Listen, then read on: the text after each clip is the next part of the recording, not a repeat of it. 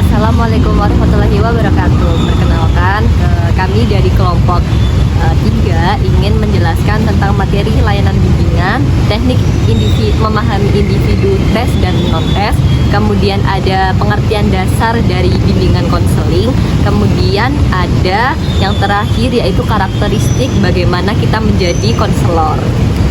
Baik, untuk pertama-tama saya akan menjelaskan tentang layanan bimbingan. Perkenalkan, nama saya Nurul Fadila Ramadhani yang akan menjelaskan tentang layanan bimbingan dan teknik memahami individu tes.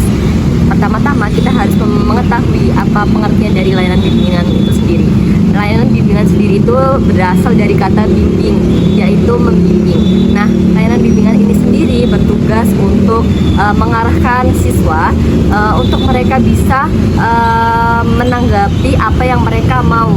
Jadi sebagai konselor kita harus mengarahkan siswa supaya siswa itu sendiri bisa mengetahui apa yang mereka inginkan atau apa yang mereka capai. Nah, masalah dalam bimbingan konseling ini yang kita tahu adalah gangguan mental atau mental health. Nah, sekarang ini lagi marak apa itu mental health. Mental health itu adalah gangguan kesehatan mental yang sedang dirasakan oleh banyaknya siswa generasi Z dan generasi Alpha. Nah, kita akan membahas tentang kesehatan mental. Kenapa anak-anak banyak yang mengalami kesehatan mental itu sendiri, karena gangguan mental itu sendiri karena mereka mendapati banyaknya masalah-masalah dari lingkungan mereka. Maka dari itu mereka membutuhkan konselor yang bisa menangani dan bisa mendengarkan apa yang mereka keluhkan. Seperti itu. Baik, selanjutnya saya akan menjelaskan tentang layanan bimbingan, yaitu jenis evaluasi dalam layanan bimbingan. Nah, ada berapa sih jenis layanan evaluasi dalam bimbingan itu? Nah, jenis evaluasi dalam bimbingan itu ada 6. Yang pertama yaitu orientasi. Nah, orientasi itu adalah ketika ada siswa baru, murid baru itu pindah ke sekolah yang lain. Nah, dari situ kita sebagai konselor atau guru BK harus menangani atau membantu siswa tersebut beradaptasi. Caranya dengan apa? Nah, jadi di sini orientasi itu sendiri dibagi menjadi 2, orientasi praorientasi dan pasca orientasi. Nah, di praorientasi itu sendiri kita sebagai guru BK atau konselor itu mengarahkan orang tua atau calon siswa tersebut untuk survei di sekolah-sekolah. Caranya dengan kita memberikan brosur dan mengajak mereka keliling sekolah. Nah, kemudian yang pasca orientasi itu dengan cara kita memahami bahwa bagaimana kebutuhan siswa itu sendiri. Jadi kita harus tahu bagaimana perkembangan siswa itu selama sekolah di sekolah tersebut. Nah, kemudian yang kedua saya akan menjelaskan tentang layanan informasi pekerjaan. Nah, di layanan informasi pekerjaan ini kita sebagai konselor itu memberikan pelatihan atau wawasan mengenai pekerjaan. Nah, kita sebagai guru konselor itu memberikan pelatihan dan informasi tentang pekerjaan supaya mereka bisa tahu dan menambah wawasan tentang pekerjaan yang akan mereka inginkan atau akan yang mereka ingin capai. Kemudian yang selanjutnya ada layanan konseling. Nah, layanan konseling itu seperti siswa itu memberikan atau mencurhatkan sesuatu keluhan yang dimana atau suatu mereka yang ingin capai kepada guru BK tersebut. Jadi gunanya guru BK ini mendengarkan keluh kesah mereka, baik masa depan maupun masalah mereka itu sendiri. Kemudian selanjutnya ada layanan penempatan. Nah, layanan penempatan ini ketika guru BK itu sendiri memberikan suatu informasi pekerjaan kepada murid-murid yang kategori yang pertama, yaitu murid yang dulunya tidak sekolah kemudian mereka menjadi sekolah. Kita harus sebagai guru BK harus mengetahui bagaimana latar belakang individu tersebut. Kemudian yang selanjutnya yaitu ketika murid itu lulus, kita harus mengarahkan kemana mereka bekerja, seperti itu. Kemudian yang selanjutnya yaitu layanan tindak lanjut. Nah, layanan tindak lanjut ini kita sebagai guru BK atau konselor itu memberikan tindak lanjut kepada mereka-mereka atau murid-murid kita yang telah pindah sekolah ataupun yang setelah pindah sekolah ataupun yang mereka yang mempunyai masalah yang membutuhkan meditasi seperti itu. Baik, nah selanjutnya yang terakhir yaitu layanan inventarisasi siswa. Apa sih layanan inventarisasi siswa? Nah, layanan inventarisasi siswa ini kita sebagai konselor itu menanyakan kepada siswa apa yang siswa minati dan mereka mempunyai bakat apa. Jadi kita sebagai guru konselor itu menanyakan apa yang mereka sukai dan apa yang mereka tidak sukai supaya kita bisa tahu apa potensi yang mereka miliki.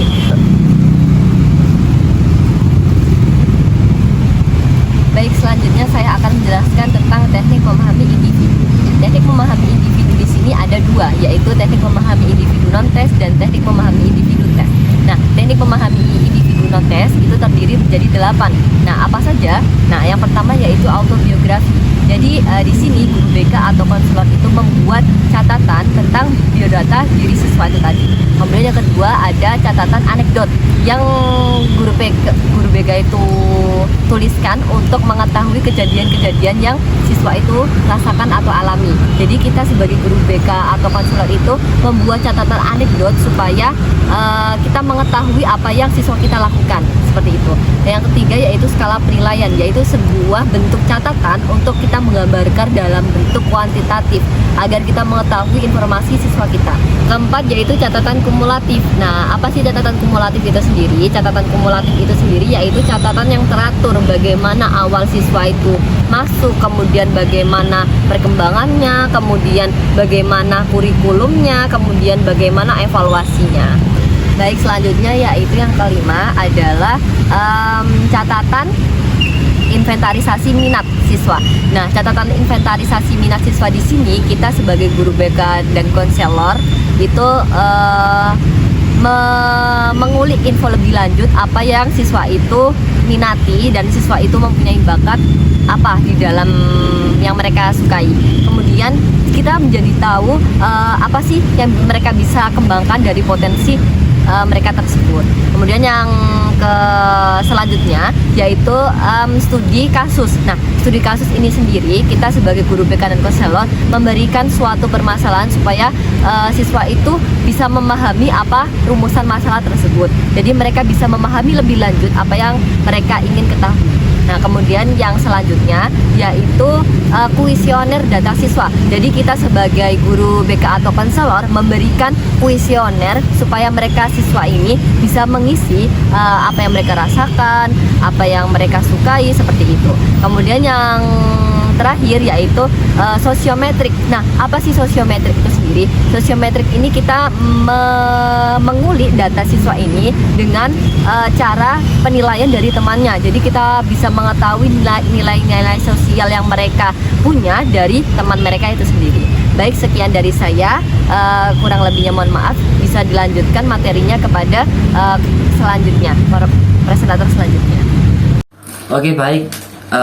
Di sini saya akan melanjutkan terkait materi yang telah dipaparkan oleh teman saya tadi.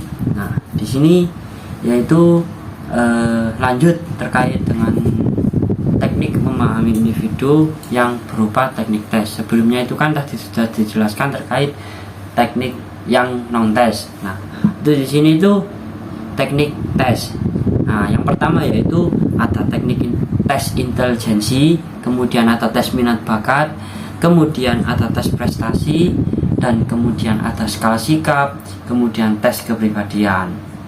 Nah, untuk tes-tes yang sudah saya sebutkan ini akan saya jelaskan terkait satu persatu. Nah, sebelum itu di dalam teknik tes ini itu merupakan teknik yang bertujuan membantu individu mengatasi masalah melalui bantuan psikologis dengan fokus pada perencanaan studi, pengembangan karir, pengembangan potensi, serta adaptasi dengan lingkungan. Jadi tujuan teknik tes dalam teknik memahami individu itu untuk mengukur intelijensi dari siswa atau istilahnya peserta didik untuk dites kemampuannya itu seberapa besar. Kemudian istilahnya itu membantu individu mengatasi masalah. Nah, melalui bantuan psikologis seperti itu. Nah, yang pertama tes intelijensi.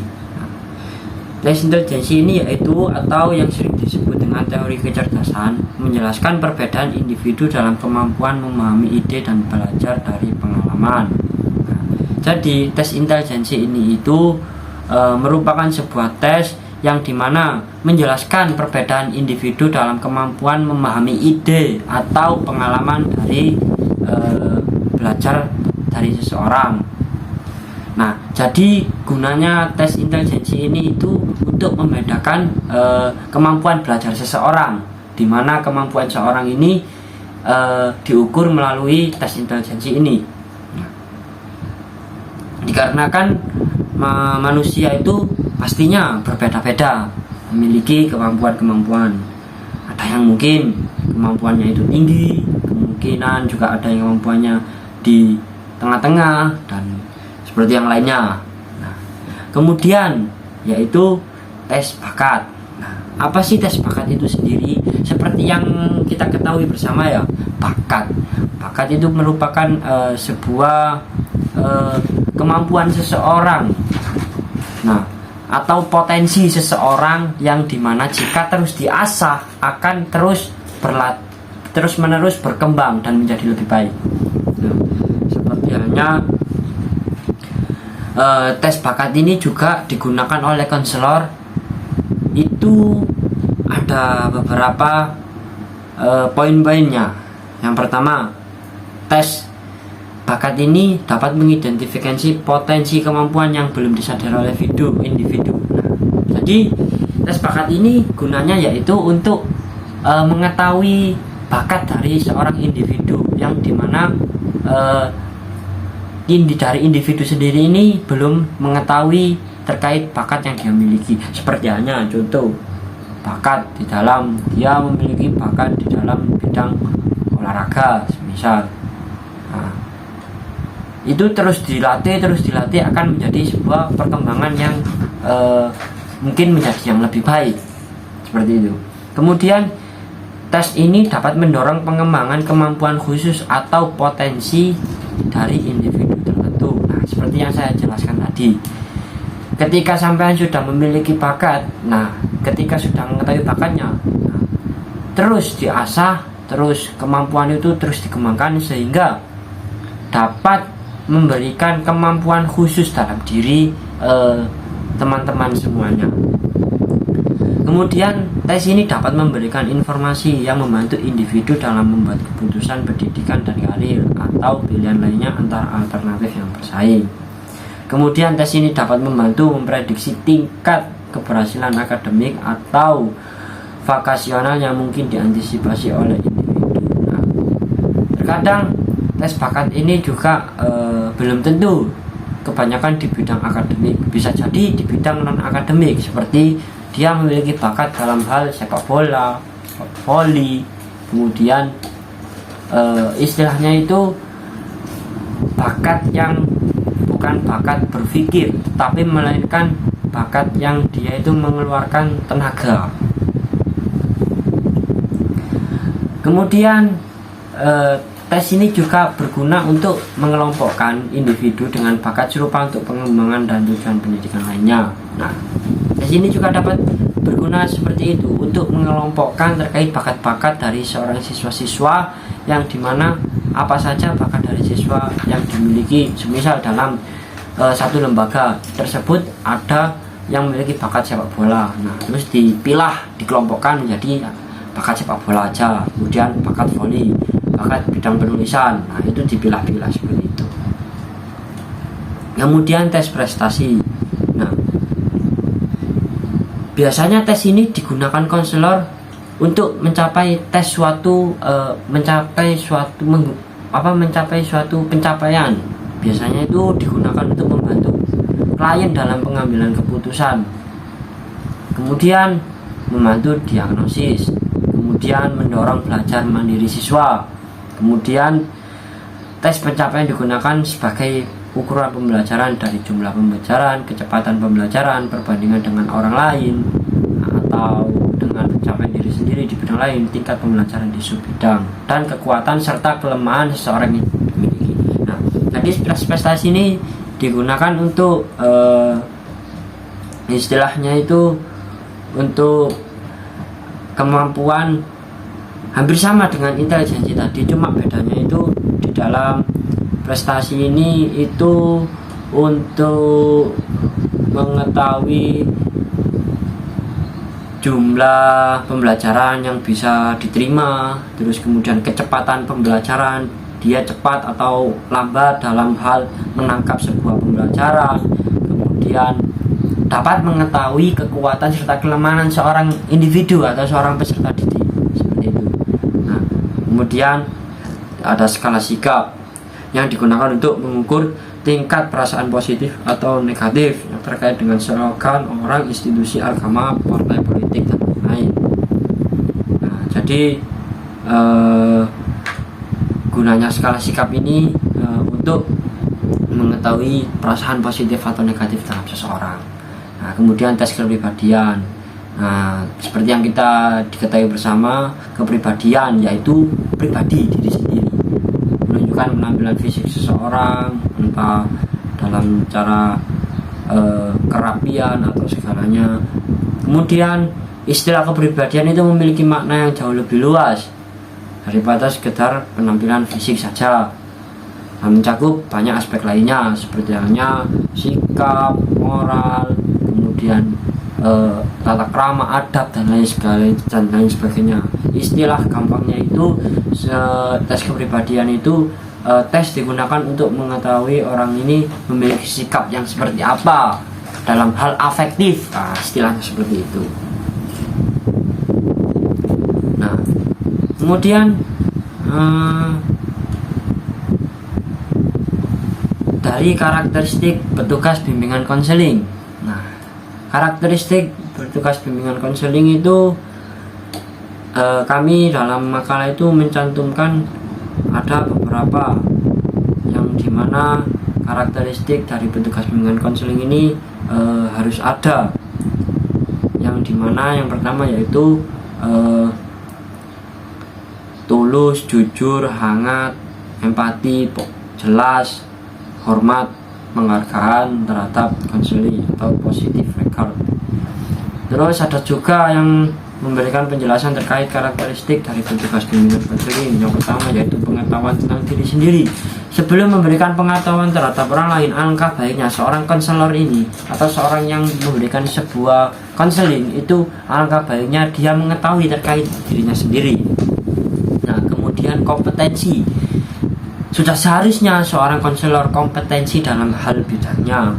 Bagaimana jika seorang konselor ini tidak berkompeten dalam bidang halnya? Ya, akan menjadi salah paham nantinya.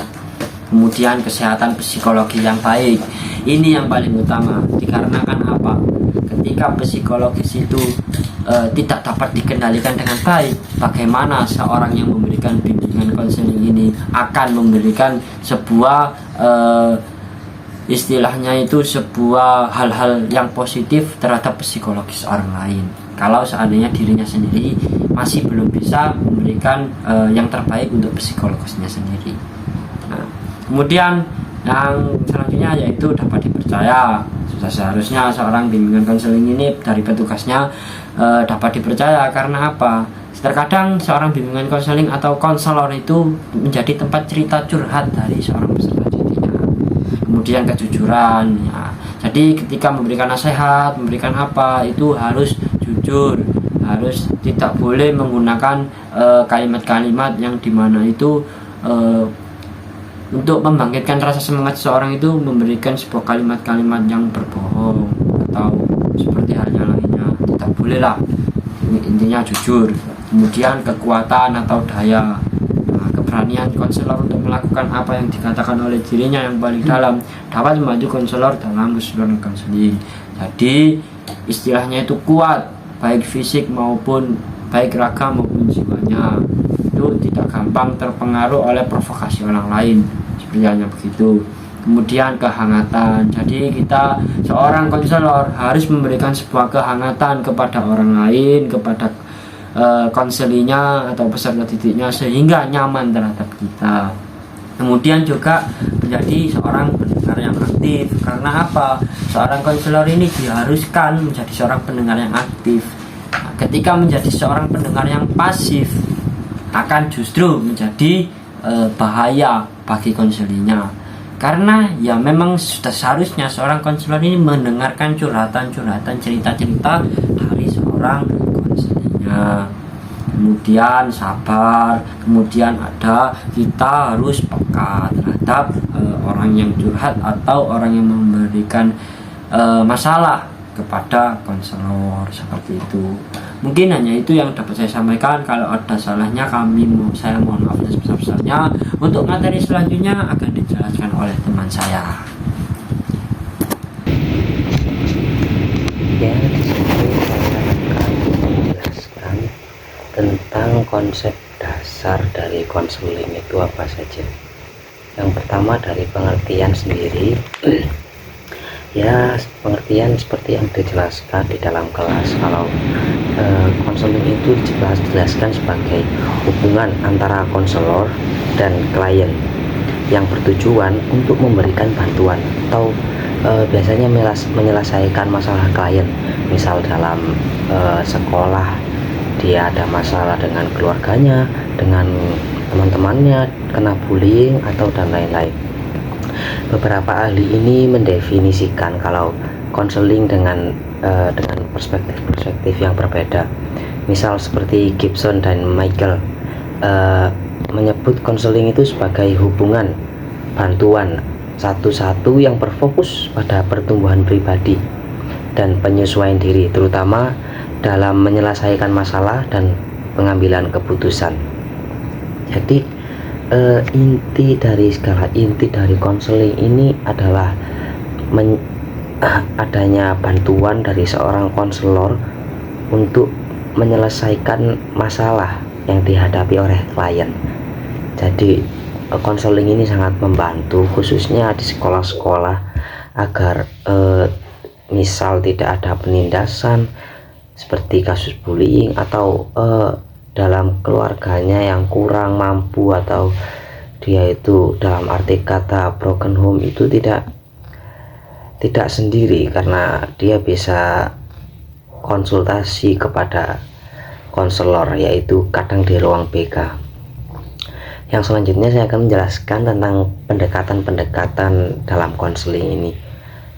Di pendekatan-pendekatan konseling ini ada banyak macamnya, yaitu ada 11 jenis pendekatan. Yang pertama yaitu psychoanalysis counseling approach, yang kedua existential humanistic counseling approach, yang ketiga person centered counseling approach, yang keempat behavioral counseling approach, yang kelima yaitu ada rational emotive behavioral counseling approach, yang keenam yaitu ada gestalt counseling approach, yang ketujuh yaitu ada analisis transaksional counseling approach, yang kedelapan yaitu ada realitas counseling approach, yang kesembilan ada narrative counseling approach, yang ke-10 ada solution focused brief counseling approach, yang terakhir yaitu ada feminist counseling approach.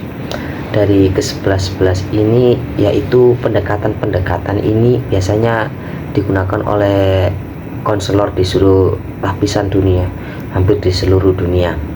Berbagai ciri khas dari setiap pendekatan ini menjadi penanda bahwa bimbingan konseling ini kaya akan jenisnya, kaya akan jenis pendekatannya.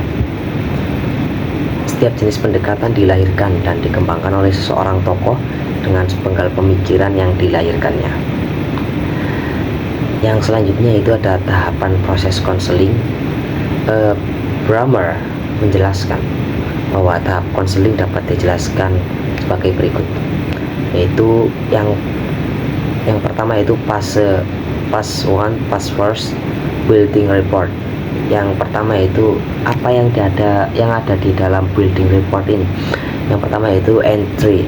Apa sih entry itu? Yaitu menyiapkan konseling dalam dan membuka hubungan konseling. Jadi menyiapkan tempat untuk sebuah konselor dan membuka untuk konseling. Misal kayak di sekolah kita disiapkan ruang BK, lalu membuka untuk para murid-murid yang ingin konseling. Yang selanjutnya itu ada clarification. Clarification itu apa ya? Itu menyatakan masalah dan alasan membutuhkan layanan konseling. Misal kayak siswa ini menyatakan masalahnya dan apa alasan dia membutuhkan konseling ini. Misal kayak adanya dia itu dibully atau adanya masalah di keluarganya dan lain-lain. Yang selanjutnya ada struktur, yaitu memformalisasikan kontrak dan terstruktur ya. Itu kayak ya dalam konseling ini dia ini terstruktur. Yang selanjutnya ada relationship, yaitu membangun hubungan konseling, yaitu antara siswa dan konseling atau antara konselor dan klien itu saling mendiskusikan masalahnya. Fase kedua yaitu ada facilitating positive action. Di dalam facilitating positive action ini ada apa saja? Yang pertama yaitu ada exploration, yaitu mengeksplorasi masalah, memformulasikan tujuan, merencanakan strategi, dan mengumpulkan data, mengapresiasikan perasaan dan mempelajari keterampilan baru. Maksudnya apa? Kayak mengeksplorasi masalah yang dihadapi klien itu apa, terus lalu memformulasikan tujuannya ini supaya masalahnya cepat selesai, atau dari seorang konselor ini punya tujuan atau apa gitu. Yang selanjutnya itu merencanakan strategi, yaitu strateginya gimana supaya masalah ini cepat selesai. Lalu mengumpulkan fakta itu dari kayak misal dia dibullying, mana faktanya, kayak dia dibully sebelah sini sebelah situ. Lalu mengekspresikan perasaan dia dan seperti didinginkan suasananya supaya dia itu tidak terkena mentalnya atau apa biasanya gitu. Yang selanjutnya itu ada consolidation, yaitu mengeksplorasi alternatif dan berlatih keterampilan baru. Yang selanjutnya itu ada planning, yaitu mengembangkan rencana baru menggunakan strategi yang dipilih. Jadi strategi yang dipilih itu apa untuk masalahnya, menyelesaikan masalahnya. Yang selanjutnya itu ada termination, yaitu mengevaluasi hasil dan mengakhiri hubungan konseling. Jadi akhir dari rumusan masalah yang dipecah tersebut itu dievaluasi, lalu selesai itu ya berakhir sudah konseling itu. Selanjutnya saya akan membahas tentang konseling individual. Konseling individual ini apa? Konseling individual ini hubungan timbal balik antara konselor dan klien yang bertujuan untuk membantu klien memahami dirinya sendiri, menghadapi permasalahan yang ada maupun yang mungkin muncul di masa depan. Nah, dalam pertemuan tatap muka ini, konselor berperan dalam mengembangkan pribadi klien serta membantu mengantisipasi dan menyelesaikan masalah. Mengapa disebut individual? Karena interaksi ini antara klien dan konselor saja, makanya disebut dengan individual. Jadi inti dari layanan bimbingan dan konseling, di mana penguasaan teknik konseling individu ini sangat penting untuk menjalankan layanan dan lain-lainnya. Proses dalam konseling individual ini memberikan bantuan secara langsung pada klien seperti siswa sekolah untuk menyelesaikan masalah. Nah, selanjutnya yaitu ada konseling kelompok.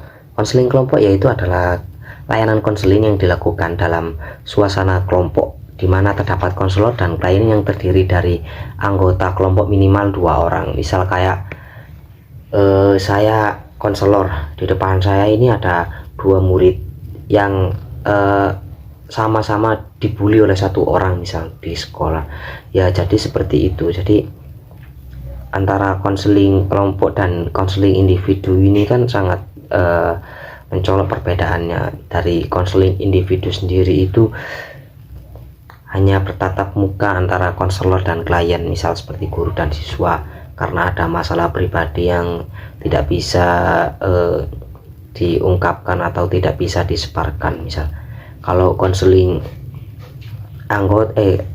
konseling kelompok ini beranggotakan 2 orang, misal ada konselor lalu ada 2 klien yang di depan, dan ini memiliki masalah yang sama, misal seperti dibully oleh satu teman yang misal memoroti uang atau yang lain-lain. Sekian dari saya, mungkin itu. Wabillahi taufiq wal hidayah wa ridha wal inayah. Wassalamualaikum warahmatullahi wabarakatuh.